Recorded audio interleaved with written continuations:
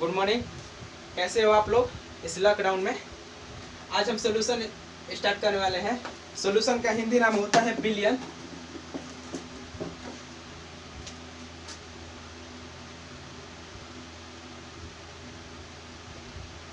Billion एक प्रकार का मिश्रण है। बिलियन एक प्रकार के मिश्रण का तात्पर्य यह हुआ कि बिलियन का प्रत्येक गुण मिश्रण से मिलता जुलता होगा। ठीक है। आज जैसे डिफिनेशन के बारे में बात कर लेते हैं मिश्रण का। तो मिश्रण का डिफिनेशन यही होता है ना जी कि दो या दो से अधिक पदार्थ को मिला दो, मिश्रण बन गया। उसी तरह दो या दो से अधिक पदार्थ को मिला दो, बिलियन बन गया।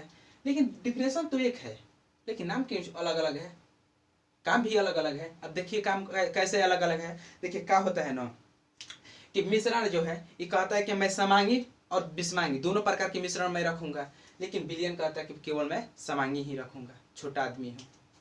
मिश्रण में क्या होता है कि बहुत ठोस और सॉलिड की सबकी बात होती है, लेकिन बिलियन में केवल लिक्विड की ही बात होती है। ठीक है। तो इसका विलायक लिक्विड ही होता है, लेकिन मिश्रण में क्या होता है कि लिक्विड विलायक विलायक लिक्विड सॉलिड गैस कुछ भी हो सकता है। लेकिन मिश्रण बिलियन में क्या होता है कि जो विलायक होता है वो लिक्विड ही होता है। समझ में आया। तो देखिए इसकी डिफिनेशन क्या होती है, फिर से सुन लीजिए। अब डिफिनेशन जैसे बताएं उसके आधार पर डिफिनेशन क्या बनेगी। दो या दो से अधिक पदार्थ जिनकी समांगी और विषमांगी मिलावट हो उसे हम मिश्रण कहते हैं।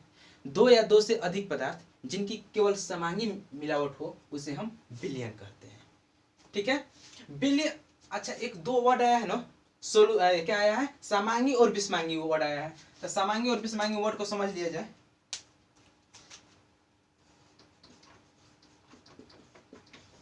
समांगी मिश्रण हेमोजेनियस मिक्सचर, एक होता है विषमांगी।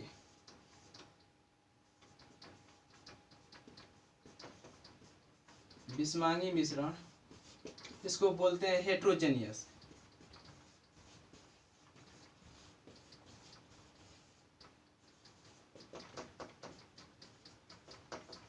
ठीक है। ये दोनों को समझने के लिए दो एग्जांपल देते हैं जिससे बहुत इजीली आप लोग समझ जाएंगे। देखिए क्या एग्जांपल है। पहले मेरा एग्जांपल ये है कि जल और चीनी को जब घोलते हैं या मिलाते हैं किसी पात्र में, तो उस पात्र को देखिएगा। मान लीजिए जल लिया है 75% और चीनी लिया है 25% दे देते हैं। उस पात्र के किसी भी जगह से और हम मापेंगे या देखेंगे तो जल का जो परसेंटेज आएगा 75 ही आएगा और चीनी का जो परसेंटेज आएगा वो 25 ही आएगा। एक बूंद से भी देखेंगे ना लिक्विड होगा ना जी, एक घोल होगा तो लिक्विड होगा। तो जल लिक्विड है और सॉलिड इसका घोल घोलेंगे तो लिक्विड होगा। इस लिक्विड से एक बूंद भी लेंगे ना, उस बूंद में भी अगर देखेंगे ना तो जल का जो परसेंटेज आएगा ना 75 और चीनी का जो परसेंटेज आएगा 25 ही आएगा। इसका मतलब ये हुआ कि इसके संघटक एवं गुण दोनों क्या है, समान है। कहाँ, किसी भी जगह, यानी कि हर जगह इनकी संघटक एवं गुण समान है। दूसरे एग्जाम्पल के बारे में बात कर लेते हैं। जल के बदला नमक ले लेते हैं। नमक भी लेते हैं तो कितना, 75%। ठीक है। और इसी के साथ चीनी ले लेते हैं। जब नमक और चीनी को किसी पात्र में मिक्स करते हैं यानी मिलाते हैं, तो मिलाने के बाद मान लीजिए हम मिला दिए, मिलाने के बाद देखते हैं तो जो नमक का परसेंटेज कितना है 75 और चीनी का परसेंटेज कितना होगा जी 25। तो नमक और चीनी का परसेंटेज इक्वल नहीं आएगा। कितना भी अच्छा से मिला लेना, ये नमक और चीनी का परसेंटेज इक्वल नहीं आएगा। वजह यह है कि ये है सॉलिड फॉर्म में, ये है सॉलिड फॉर्म में, ये था लिक्विड फॉर्म में, ये था सॉलिड फॉर्म में। यानी कि लिक्विड क्या होता है, लिक्विड सॉलिड अच्छा से मिक्स हो जाता है और लिक्विड होता है तो और अच्छा से मिक्स होता है। लेकिन यहाँ पर सॉलिड है वो अच्छा से मिक्स नहीं होता है। समझ में आया। तो लिक्विड और सॉलिड अच्छा से मिक्स नहीं हो पाता है। तो यही वजह है कि कहीं नमक की परसेंटेज ज़्यादा हो जाती है और चीनी की कहीं परसेंटेज ज़्यादा हो जाती है, कहीं कम हो जाती है, कहीं ज़्यादा हो जाती है। इसी वजह से इसकी संगठक एवं गुण सामान्य नहीं होता है, यानी कि हर जगह इसके संगठक एवं गुण सामान्य नहीं होता है। इसलिए बोलते हैं इसको विषमांगी। और इसको डिफिनेशन मतलब इसको डिफाइन करने की इसको परिभाषित करने की बात है, डिफाइन करने की बात है, तो कैसे करेंगे? वैसा मिश्रण जिनके हर जगह संगठक एवं गुण समान हो उसे हम समांगी मिश्रण कहते हैं। वैसा मिश्रण जिनकी हर जगह संगठक एवं गुण समान न हो उसे हम विषमांगी मिश्रण कहते हैं। ठीक है, तो ये तो हम लोग समझ गए कि समांगी मिश्रण क्या होता है और विषमांगी मिश्रण क्या होता है। आगे चलते हैं।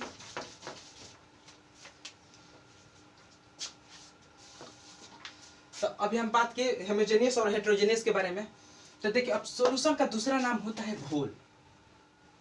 इसका दूसरा नाम क्या होता है जी? घोल। अच्छा, घोल से हमें स्पष्ट हो जाता है कि क्या बात हो रही है? लिक्विड की बात हो रही है। घोल से हमें स्पष्ट हो जा रहा है कि लिक्विड की बात हो रही है। अच्छा, एक और बात ध्यान में रखिएगा, जो बिलियन के प्रकार है ना, बिलियन के प्रकार देख रहे, बिलियन के प्रकार, type of billion, type of solution. Type of solution, type of solution क्या है?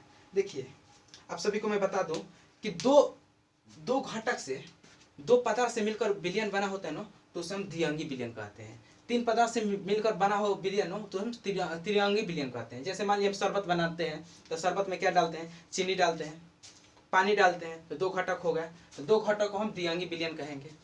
और उसी में हम नींबू का यूज कर दिए तो उसमें हम त्रिअंगी बिलियन कहेंगे। समझ में आया? और चार घटक हो। एक और बात, हम घटक अभी भी बोलेंगे ना, तो समझ लीजिए कि पदार्थ के बदले में, पदार्थ के बदले में हम अवयवी और घटक का यूज कर रहे हैं। ठीक है, क्योंकि बिलियन में पदार्थ ना बोल करके अवयवी एवं घटक बोलना ज्यादा उचित होता है। ठीक है, ज्यादा बेटर होता है। तो इसको लेकर ये मत कीजिएगा लोग कि क्यों पदार्थ नहीं बोल रहे, क्यों अवयवी और क्यों घटक बोल रहे हैं। अब दूसरी बात, बिलियन जो होता है सॉल्यूशन, सॉल्यूशन को हम दो, मान लीजिए द्विअंगी बिलियन के बारे में बात कर रहे हैं, हमको सॉल्यूशन जो पढ़ना है ना बिलियन, ये दो अंगी बिलियन के बारे में ही पढ़ना है। तो मान लीजिए हम, एक तो होता है विलायक, द्विअंगी बिलियन है तो उसमें दो पदार्थ होंगे, दो घटक होंगे, दो अवयवी कण होंगे। तो दो अवयवी क्या है जी? एक है विलायक और दूसरा है विलेय। विलायक को बोलते हैं सॉल्वेंट, विलेय को बोलते हैं सोल्यूट। देखिए, किसी भी बिलियन में जिस पदार्थ की मात्रा अधिक होती है उसे हम विलायक बोलते हैं। किसी बिलियन में जिस पदार्थ की मात्रा कम होती है उसे हम विलेय बोलते हैं। तो समझ में, इसे हम इस चैप्टर में ए से डिनोट करेंगे, इसको हम बी से डिनोट करेंगे। ध्यान दीजिएगा, इस चैप्टर में हम इसको ए से डिनोट करेंगे, इसे बी से डिनोट करेंगे। फिर आगे ऐसे सिंबल हम लिखवाएंगे, सिंबल उसके छोड़ दीजिए, हम सिंबल लिखवा देंगे, उस टाइम समझ लीजिएगा। ठीक है, दूसरी बात, हम कभी कभी इस चैप्टर में देखते हैं जलीय विलयन क्या है और अजलीय विलयन क्या है। तो एक बात समझ लीजिए, जिस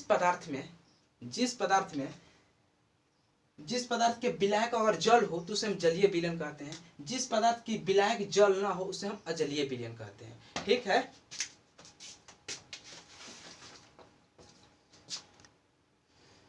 तो विलायक और विलेय समझ लिए। अच्छा, एक और मजे की बात यहाँ पर समझिए, जो विलायक की भौतिक गुण होते हैं ना, सॉलिड स्टेट भौतिक गुण इसकी जो लिक्विड होती है, विलायक की भौतिक गुण लिक्विड होता है, लिक्विड। कोई जरूरी नहीं है कि लिक्विड ही होगा, ठीक है ना, हम ऐसे ही लिख दिए कंफ्यूज करने के लिए। जो विलायक की भौतिक गुण होगा वही भौतिक गुण विलयन का होगा। मैंने क्या बोला? विलायक का जो भी भौतिक गुण होगा वही भौतिक गुण विलयन का होगा। जैसे हम आप लोग के सामने एक एग्जांपल देते हैं, हम अभी फिलहाल ही कुछ एक एग्जांपल लिए थे, जल, मीठा जल बनाने के लिए हम जल और चीनी का यूज किए, तो मिला, हमको क्या मिला? शरबत। ठीक है, जल मेरा लिक्विड, ये मेरा सॉलिड, ये मेरा लिक्विड। अच्छा, ये देखिए, जल का भौतिक गुण क्या है? लिक्विड है। शरबत का भौतिक गुण क्या हुआ? लिक्विड हुआ। और मान लीजिए जल के बदले हम नमक रखे थे, नमक, तो ये हुआ सॉलिड। नमक और चीनी का जब घोल मिलाएंगे तो किस फॉर्म में आएगा? लिक्विड फॉर्म में आएगा जी? बिल्कुल नहीं, वो भी सॉलिड फॉर्म में आएगा। तो डिपेंड किस पर किया? विलायक पर डिपेंड किया। जो अधिक मात्रा में होगा, सिंपल सी बात है, जो अधिक मात्रा में होगा वो कहीं भी जाकर अपना धाक जमाएगा। तो लिक्विड सॉलिड फॉर्म में है, जाकर बिलियन में भी अपना धाक जमा कर सॉलिड फॉर्म में कर दिया। और यहाँ पर लिक्विड में जब था जल, तो वहां पर भी जाकर क्या किया, लिक्विड में कर दिया। सिंपल सी बात, जिसकी धाक रहेगी उसकी मतलब कि चलेगी।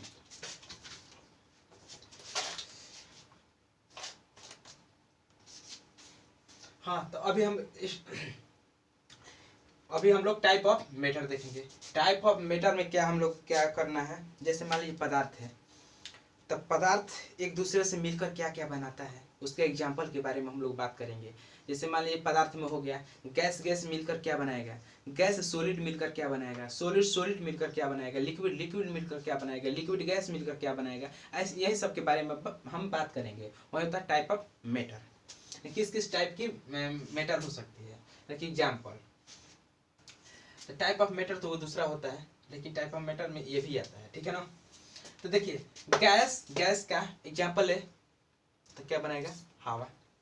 उसके बाद हम गैस लिक्विड के एग्जाम्पल है तो क्या होगा, जलवाष्प। यानी कि मेरा कहने का मतलब ये है कि विलायक है ना, विलायक क्या है, गैस है, विलय क्या है, लिक्विड है। यानी कि गैस की मात्रा ज्यादा है, गैस की मात्रा ज्यादा है और पानी की मात्रा बहुत कम है, यानी कि लिक्विड की मात्रा बहुत कम है। तो सिचुएशन कब देखने को मिलेगा और कहाँ मिलेगा देखने को, जलवाष्प में। यानी जो भाप होता है ना, उसमें सबसे अधिक गैस होता है और उसमें क्या होता है, थोड़ा मात्रा में, अल्प मात्रा में जल रहता है, ठीक है।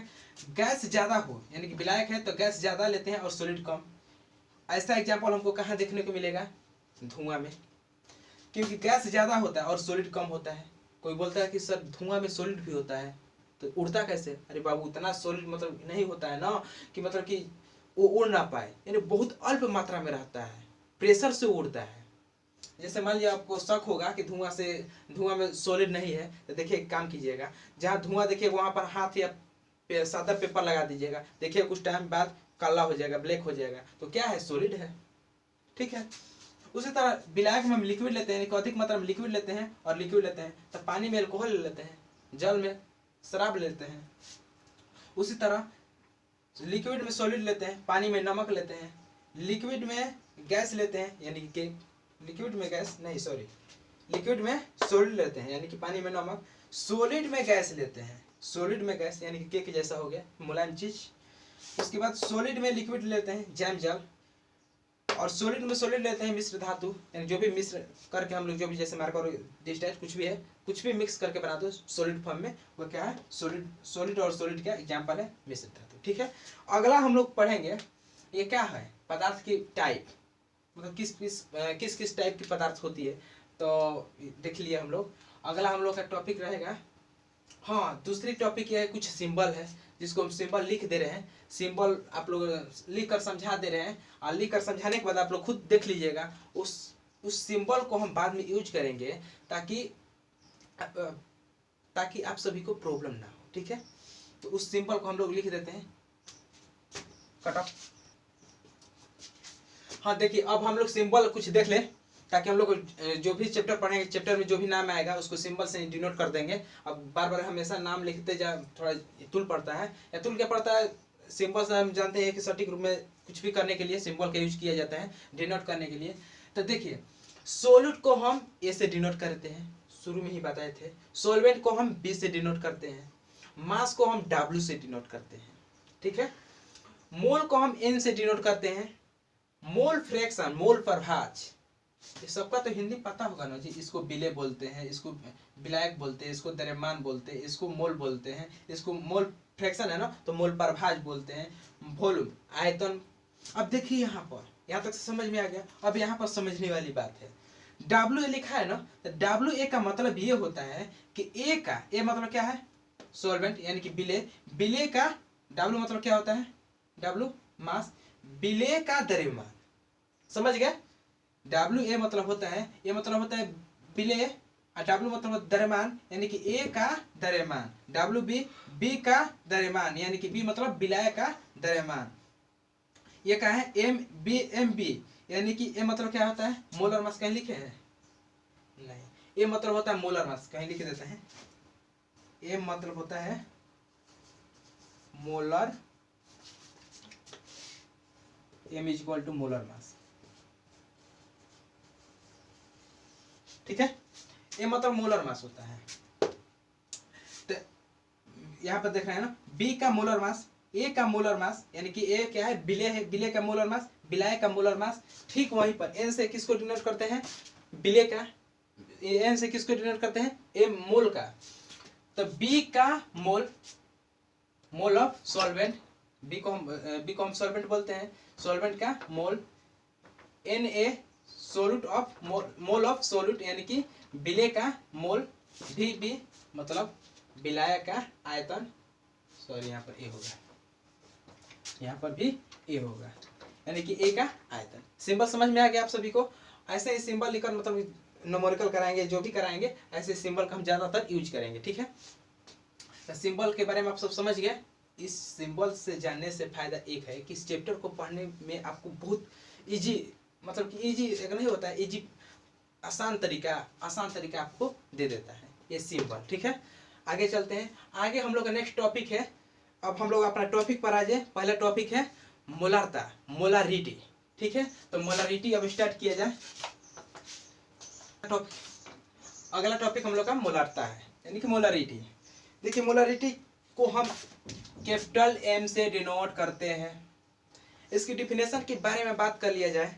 डिफिनेशन ये होता है, 1 लीटर बिलियन में उपस्थित बिले की मोलों की संख्या को हम मोलारता कहते हैं। फिर से बोलते हैं, 1 लीटर बिलियन में उपस्थित बिले के मोलों की संख्या को हम मोलारता कहते हैं। मैंने क्या कहा, उस पर हम फार्मूला का यूज करेंगे, यानी कि फार्मूला बनाने का कोशिश करेंगे। देखिए मैंने ये कहा कि बिलियन लीटर में उपस्थित, यानी 1 लीटर में उपस्थित या लीटर में उपस्थित, लीटर में आयतन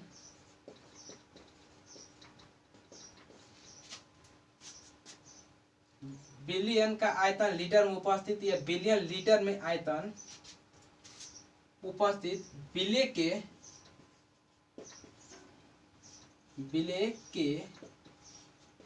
मोलों की संख्या को मोलारता कहते हैं। बिलियन लीटर में आयतन बिले के मोलों की संख्या को मोलारता कहते हैं। या यहाँ पर कंफ्यूजन हो रहा है तो इसको मिटा दीजिए, मिटा कर ऐसे लिख दीजिए, बिलियन का आयतन लीटर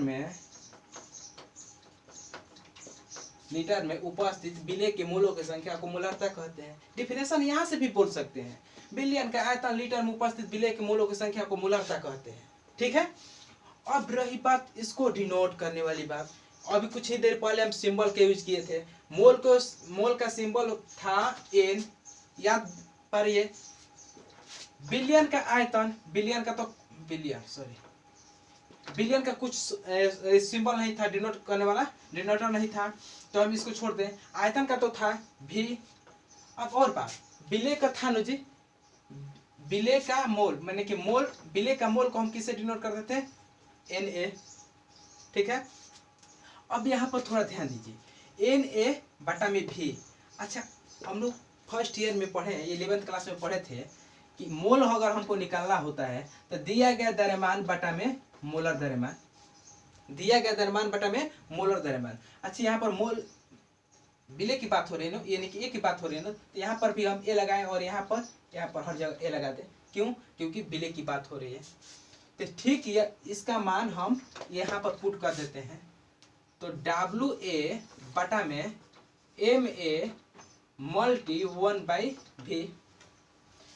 अब क्या होगा, देखिए इसके क्या होगा, मोलर मास मल्टी V, ऊपर क्या बचा है, WA। अच्छा लीटर जो है, आयतन जो है, आयतन किस चीज में है, लीटर में है ना। यदि हम इनकेस लीटर, यदि हम इसको लीटर से कन्वर्ट करके मिलीलीटर में कन्वर्ट कर देंगे तब क्या होगा, WA by MA multi V in millilitre ml, तब क्या होगा, 1000 से मल्टी होगा। जब 1000 से मल्टी होगा तो ये क्या होगा, किस चीज का फॉर्मूला होगा, ये मोलारता का फॉर्मूला होगा। फॉर्मूला ये भी हुआ, फॉर्मूला ये भी हुआ, क्या हुआ, WA/MA multi V in litre. ये लीटर के लिए, ये लीटर के लिए है, आइए मिलीलीटर के लिए है। और लीटर में आपको निकालना होगा तो आप ये फॉर्मूला का यूज कीजिएगा, और मिलीलीटर में निकालना होगा तो आप ये फॉर्मूला का यूज कीजिएगा। समझ में आया? ये भी मोलारता का फॉर्मूला है और ये भी मोलारता की फॉर्मूला है। ठीक है, अब आगे बात करते हैं। एक न्यूमेरिकल एक क्वेश्चन है आप लोग के सामने, उसी पर एक क्वेश्चन करा देते हैं। ठीक है, 2 ग्राम NaOH है, 2 से ml बिलियन की मोलारता ज्ञात करना है। तो देखिए दिया गया द्रव्यमान क्या है, WA = 2 ग्राम, आयतन क्या है, V = 200 ml, NaOH क्या है, NaOH विलेय है, यानी कि NaOH। अच्छा, NaOH का मोलर द्रव्यमान हमको फाइंड आउट करना होगा, यानी कि किस चीज के बारे में बात करें, Ma क्या है, मोलर द्रव्यमान है किस चीज का, विलेय का। ये मतलब मोलर द्रव्यमान, और विलेय को हम डिनोट करते हैं A से। तो सोडियम क्या होता है जी, 23 + 16 + 1 ऐड कर देते हैं। ऐड करने के बाद क्या आएगा, ये मेरा 0 40 है, ऐड करने के बाद 40 है। तो अब फार्मूला यानी कि M मेरा क्या हुआ, 40 हुआ। फार्मूला क्या आता है, मोलारता ज्ञात करना है ना।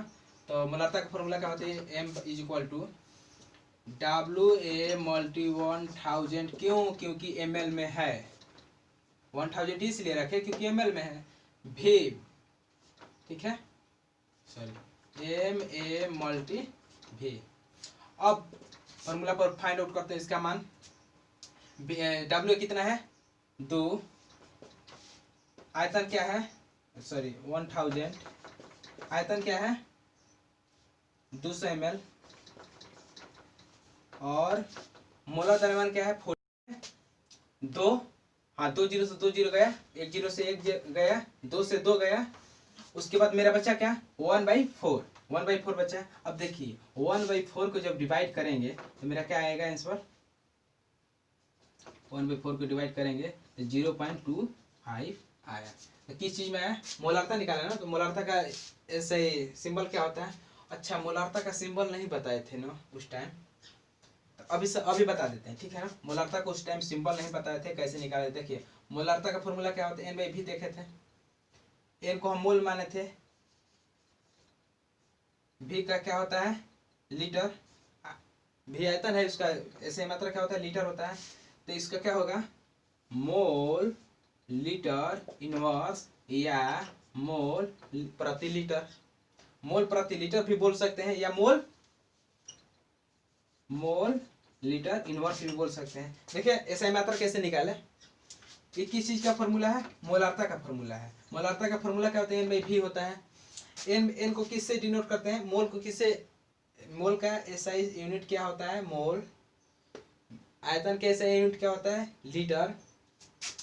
तो हम लोग जब इसको SI यूनिट किसका, इसका निकालेंगे तो उसी तरह सेम वैसे है, मोल लीटर क्या है नीचे है, इसको क्या करेंगे लीटर प्रति लीटर करेंगे, या लीटर को हम ऐसे भी लीटर इनवर्स के रूप में भी लिख सकते हैं, या ऐसे भी लिख सकते हैं मोल प्रति लीटर, ऐसे भी लिख सकते हैं, या ऐसे भी लिख सकते हैं मोल प्रति लीटर, ऐसे भी लिख सकते हैं। ठीक है, ऐसे नहीं लिखते हैं ज़्यादातर, ऐसे ही बेटर रहता है। ठीक है, ये लिखेंगे या चाहे ये लिखेंगे। अब आते हैं यहाँ पर, तो यहाँ पर क्या लिखेगा, मोल लीटर इनवर्स। अब आगे बात करते हैं हम लोग मोल समीकरण, मोल समीकरण।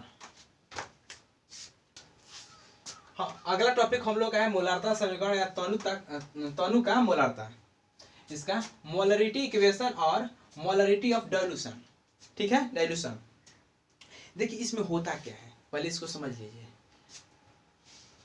इसमें होता ये है कि मान लीजिए हम कोई कंटेनर लिए या पात्र लिए, उस पात्र में जैसे आप लोग को हम बता देते हैं, उस पात्र में 2 चीज क्या विलयन लिए, विलयन फर्स्ट क्या लिए, मान लीजिए कहोगा जल लिए, दूसरा क्या मैं लिया नमक,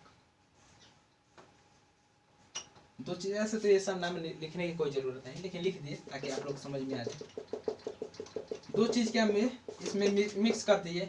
मिक्स करने के बाद हम जहाँ तक मुझे पता है कि इसकी कुछ ना कुछ आयतन होगी। जल है, ये है, दोनों का मिला जब मिक्स करेंगे तो कुछ ना कुछ तो आयतन होगी। इस आयतन को हम भी से डिनोट करते हैं। इस दोनों का अगर कुछ ना कुछ होगा तो इसका जरूर होगा कि मोलारता होगा। क्योंकि इसमें विलय है, विलायक भी और आयतन भी है, तो इसका मोलारता भी हम फाइंड आउट कर सकते हैं। तो इसमें मोलारता भी होगा, m होगा। मान लीजिए सिचुएशन 1 V1 और M1। अब क्या करते हैं, दूसरी कंटेनर में लाते हैं, ठीक है, ठीक वही प्रक्रिया। अब लाते समय मैं क्या किया कि कुछ बदलाव कर दिए। बदलाव क्या किए कि इसमें कुछ जल को ऐड कर दिए, यानी प्लस जल ऐड कर दिए। लेकिन और जैसे जल ऐड किए तो इसमें केवल ग्रोथ किए, इंक्रीज इसको किए, इसको ऐसे ही छोड़ दिए। यानी कि कहने का मतलब ये है कि n को कांस्टेंट रख दिए, n में हम चेंजिंग नहीं किए हैं। चेंजिंग किसमें किए हैं, हम जल में चेंजिंग किए हैं। जल में चेंजिंग करने के बाद हम देखेंगे कि इसका तो जरूर कुछ ना कुछ आयतन ग्रोथ हो जाएगा, यानी कि बढ़ जाएगा। आयतन बढ़ गया तो सिंपल सी बात है कि V1 से होकर V2 हो जाएगा, ठीक है। जब आयतन बढ़ेगा तो M1 बढ़ेगा कि नहीं, यानी कि मोलारता बढ़ेगा कि नहीं, कंफ्यूजन उत्पन्न हो जाती है कि अब देखिए अब तो आयतन बढ़ गया, मोलारता की कोई बढ़ने की चांस ही नहीं है, कि चांस है कि मुझे पता ही नहीं है। सिंपल सी बात, घबराने की कोई ज़रूरत नहीं है। एक फार्मूला बता देते हैं। फार्मूला क्या हम लोग पढ़े हैं, मोलारता बराबर मोलों की संख्या बटा में आयतन। कुछ ही टाइम पहले हम लोग ये फार्मूला देखे थे। इस फार्मूला में हम ये देखते हैं कि जो मोलारता है बराबर n को हम अलग कर सकते हैं, n ऐसे भी लिख सकते हैं, कोई दिक्कत नहीं है। n को कांस्टेंट मानते हुए, यहाँ पर कांस्टेंट माने भी है, n को कांस्टेंट को हटा देते हैं। जब हटाने के बाद हम सब बचपन से पढ़ते हैं कि 1/v समानुपाती m हो जाता है। और समानुपाती हटेगा तो यहाँ पर बराबर लगेगा तो कोई कांस्टेंट लगेगा, तो कांस्टेंट n लगेगा, और n हटेगा तो फिर समानुपाती आ जाएगा। बचपन से हम लोग पढ़ते आ रहे हैं, 9th 10th से यही पढ़ते आ रहे हैं। तो अच्छा, यहाँ पर हमें क्या मिल रहा है कि आयतन बढ़ेगा तो मोलारता घटेगा, मोलारता घटेगा तो आयतन बढ़ेगा, यानी कि ऊर्ध्वनुपाती है। तो उसी तरह अगर यहाँ पर आयतन बढ़ा तो मोलारता जरूर है कि घटेगा। अब घट कर कितना हुआ, तो मान लीजिए घट कर M2 हो गया, ठीक है। अब आगे चलिए, अब हम यहाँ पर ये बात कर ले, ये मिटा देते हैं, अब समझा दिए। अब यहाँ पर देखिए, जो मोलारता है और आयतन है, तो हम मोलारता को v से मल्टी करके n का मान कर सकते हैं फाइंड आउट। n कांस्टेंट है, n में कोई चेंजिंग नहीं हो रहा है, तो इसको यहाँ पर कर देंगे तो m मल्टी v, यानी कि मोलारता मल्टी आयतन क्या होगा, इक्वल n को होगा। n क्या है, मोल की संख्या है। अच्छा, यहाँ पर देखिए, हम यहाँ पर n is equal to m1 v1 लिख सकते हैं, कोई दिक्कत, क्योंकि n दोनों में बराबर है, इसमें भी बराबर है और इसमें भी बराबर है, n में कोई चेंजिंग नहीं हुई है। उसी तरह n बराबर यहाँ पर लिख सकते हैं m2 v2 लिख सकते हैं। देखिए n बराबर इतना आया और n बराबर इतना आया, तो हम क्यों नहीं लिख सकते हैं m1 v1 is equal to m2 v2। ये मेरा एक फार्मूला रेडी हो गया। इस फार्मूला पर एक क्वेश्चन करा देते हैं, जिससे आप सभी को मतलब जो भी कंफ्यूजन होगा वो क्लियर हो जाएगा। इसमें कोई दिक्कत तो मेरे नज़र से नहीं है, और होगी तो कमेंट में बता दीजिएगा कि हाँ इसमें कुछ समझ में नहीं आया है। इसमें क्या किए, क्या इससे तो कोई मतलब नहीं है। पहले मोलारता होगा, आयतन होगा, n को कांस्टेंट रखे हैं, n को कांस्टेंट रखते हुए मैं जल ऐड किए, तो जल ऐड किए तो सिंपल सी बात है, उसमें आयतन की ग्रोथ होगी। जब आयतन की ग्रोथ होगी तो इस फार्मूला के अनुसार जब आयतन की ग्रोथ होगी तो मोलारिटी यानी कि मोलारता घटेगा, तो उसका भी मान चेंज होगा, तो मान m1 से होकर m2 हो गया। अब मैंने क्या किया, n को कांस्टेंट रखते हुए मोलारता और आयतन में मल्टी किए, n का मोल की संख्या फाइंड आउट करने के लिए। ठीक वहीं पर किए, यहाँ पर भी किए, और ठीक वहीं पर किए, यहाँ पर भी किए। दोनों प्रक्रिया से मुझे ये पता चला कि m1 v1 is equal to m2 v2। अगर मुझे v2 निकालना होगा, देखिए अगर मुझे v2 निकालना होगा तो क्या करेंगे, m1 मल्टी v1 क्या निकालना, v2 निकालना ना, तो डिवाइड कर देंगे m2 से, v2 निकल जाएगा। ये भी फार्मूला, और मुझे M2 निकालना हो तो ठीक ऐसा ही प्रक्रिया करके निकाल लेंगे, लेकिन वो रियल फार्मूला ये हो गया। ठीक है, हाँ थोड़ा देख ले। M1 V1 फार्मूला तो हम फाइंड आउट कर लिए, और M2 V2 जब दोनों को हम ऐड करेंगे, तो एक नया कंटेनर में क्या होगा कि जो M1 M2 और देखिए M1 M2 जब ऐड होगा तो सिंपल सी बात है, ये ज़्यादा मात्रा में था और ये कम मात्रा में था, तो दोनों जब कंबाइंड होगा तो बीचों बीच आएगा जी, तो वह क्या होगा M3 होगा, और ये V1 और V3 यानी कि आयतन इसका कम है और इसका आयतन ज़्यादा है, तो जब दोनों को कंबाइंड करेंगे तो सिंपल सी बात क्या होगी, वो नया आयतन बनेगा। मान लीजिए, खुद सोचिए कि यहाँ पर आयतन लिए 1 लीटर, यहाँ पर हम आयतन लिए 2 लीटर, जब दोनों को हम ऐड करेंगे तो नया आयतन 3 लीटर बनेगा। तो वही सिंपल सी बात है कि V3 हो गया, यानी कि नया आयतन हुआ, इसलिए हम V3 से डिनोट किए। तो इसका फार्मूला क्या होगा, M1 V1 plus M2 V2 is equal to M3 V, ये फार्मूला हो गया। समझ में आया? अगला टॉपिक है मोलालता अगला टॉपिक है मोलालिटी। देखिए मोलालिटी को हम स्मॉल m से डिनोट करते हैं। इसकी डिफिनेशन की बात किया जाए तो डिफिनेशन ये होता है कि विलायक का द्रव्यमान 1 kg में उपस्थित विलेय के मोलों की संख्या को हम मोलालता कहते हैं। देखिए उसमें क्या होता था कि विलेय के आयतन में उपस्थित मोलों की संख्या पर बात हो रही थी, लेकिन इसमें क्या हो रहा है कि विलायक का द्रव्यमान, उसमें आयतन की बात हो रही थी, इसमें द्रव्यमान की बात हो रही है। तो विलायक का द्रव्यमान 1 kg में उपस्थित विलेय के मोलों की संख्या को हम मोलालता कहते हैं। तो इसकी डिफिनेशन के फार्मूला के बारे में बात किया जाए तो M इज इक्वल टू होगा विलायक का द्रव्यमान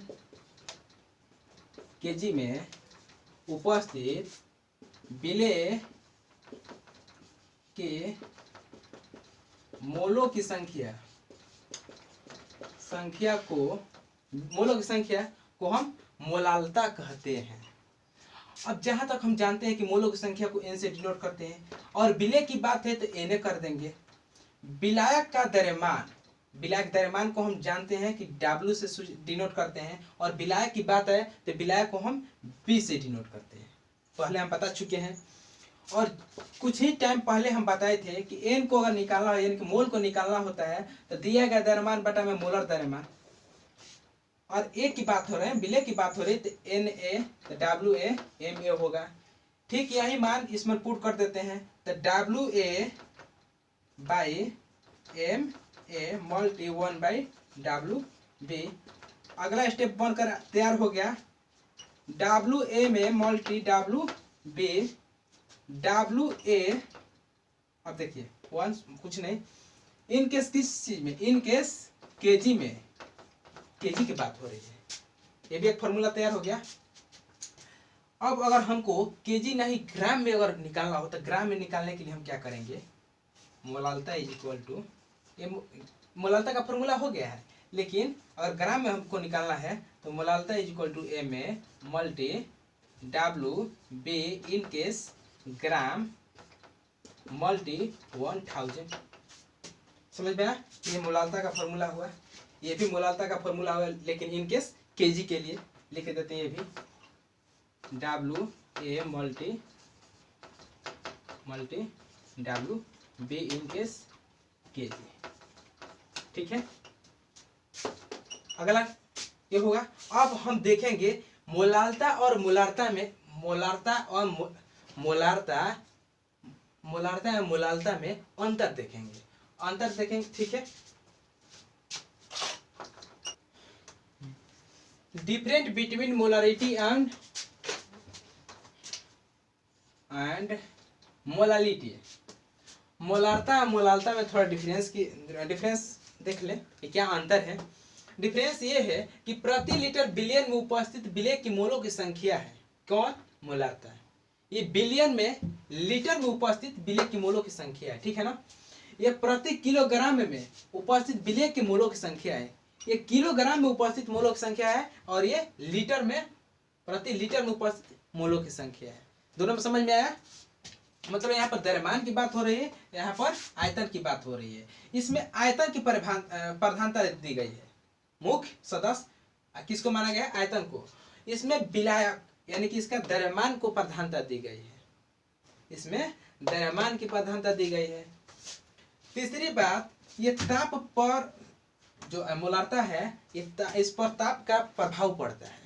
ताप का प्रभाव पड़ने का मतलब ये होता है कि देखिए, आयतन है, सिंपल सी बात है कि जब आयतन है तो आयतन पर हम शुरू से पढ़ते आए हैं कि T समानुपाती क्या होता है? V। ताप बढ़ाने से आयतन बढ़ता है।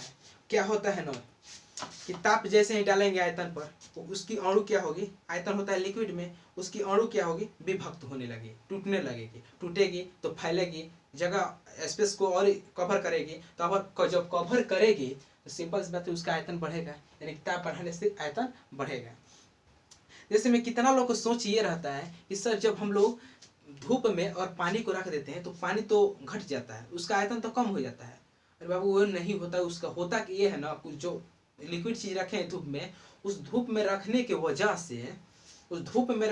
से उसकी अणु विभक्त हो जाती है। विभक्त होते होते वो इतना ना टूट जाती है कि वो ये एयर में चेंज हो जाती है, यानी कि हवा में बदल जाती है। जब हवा में बदल जाएगी तो आपका पानी कम होगा ही ना। तो वही है बात, यानी कि ताप बढ़ाने से आयतन में वृद्धि होती है, जबकि मोलाल्ता में ताप का प्रभाव पड़ता ही नहीं है। आप खुद ही सोचिए कि ठोस अवस्था, इस मार्कर को हम ताप में रख दें, यानी कि धूप में रख दें, इस पर प्रभाव पड़ेगा? हाँ, ऐसे ही हम मानते हैं कि जब हार्ड ताप पर रख दिया, मतलब सबसे अधिक, जैसे मान लीजिए इसको गलाने भर ताप पर रख दिए, सिंपल बात है, इसके आयतन में कोई चेंजिंग आएगा, मतलब इस पर भी चेंजिंग आएगा। जब इसको हद से अधिक इसका जो तापमान में रख दिए, इसमें चेंजिंग आने लगेगा। इस पर भी ताप का प्रभाव नहीं पड़ता है, लेकिन जब इससे अवकाश से अधिक होती है तो इस पर पड़ता है, यानी कि द्रव्यमान पर भी पड़ता है। सो हो गया। हाँ, एक मिनट, मैं ये सॉल्यूशन चैप्टर पढ़ाया और इसकी नोट्स की ज़रूरत आपकी होगी तो ऐसे तो PDF करके मैं सेंड कर दूंगा, और PDF जिसके पास नहीं पहुंच पाएगा वो इस नंबर पर कांटेक्ट करके मुझसे व्हाट्सएप से कांटेक्ट होकर सारा नोट्स अवेलेबल कर सकता है। मैं सब ये कर दूंगा, सबका ये कॉपी कर लिया हूँ और सब नोट्स मैं चाहता हूँ इस व्हाट्सएप के थ्रू आप सभी लोग मेरा नोट्स अपने पास अचीव कर लें। दूसरी बात, ये सॉल्यूशन का लेक्चर 1 था। लेक्चर 2 अगले वीडियो में, लेक्चर 3 ऐसे करते करते सॉल्यूशन समाप्त हो जाएगा। उसके बाद कोई नया चैप्टर पढ़ा जाएगा। हो सकता है कि मैं कुछ ही दिन बाद दो वीडियो एक साथ में, दो चैप्टर का एक साथ वीडियो कवर करूंगा। जैसे मान ली फिजिकल केमिस्ट्री चल रहा है, फिजिकल केमिस्ट्री के साथ ऑर्गेनिक लेकर चलेंगे या इनऑर्गेनिक लेकर चलेंगे। ऑर्गेनिक लेकर चलेंगे तो मैं फर्स्ट ईयर में बेसिक क्लास जो थी, जैसे IPSC ने हाइड्रोकार्बन, ये सब जो भी थी, एस ब्लॉक तो मतलब कोई इनऑर्गेनिक का ये है। तो बेसिकली चीज़ जो ऑर्गेनिक में है वो सबको हम कवर करते चलेंगे। किस में? ऑर्गेनिक में। ताकि ऑर्गेनिक, देखिए ऑर्गेनिक ऐसा चीज़ है ना, जब शुरू से समझ में नहीं आएगा तो फिर बाद में समझ में आने वाला नहीं है। सो शुरू से पढ़ाने पर ऑर्गेनिक अच्छा से कवर हो जाएगा। तो लेक्चर 1 अभी सॉल्यूशन चल रहा है। आप सब कोशिश कीजिए कि सॉल्यूशन अच्छा से स्टडी हो जाए और अच्छा से कवर करें, और अच्छा बुक भारतीय भवन, SPPD, NCERT, सबसे अधिक फोकस कीजिए NCERT पर। और न्यूमेरिकल का एक स्पेशल, हर न्यूमेरिकल का वीडियो मैं हमेशा अपलोड करता रहूँगा। जैसे मान लीजिए इसका न्यूमेरिकल किस पर, तो न्यूमेरिकल एक करा है, लेकिन स्पेशल एक न्यूमेरिकल का वीडियो मैं अपलोड करूँगा। ठीक है, बाय।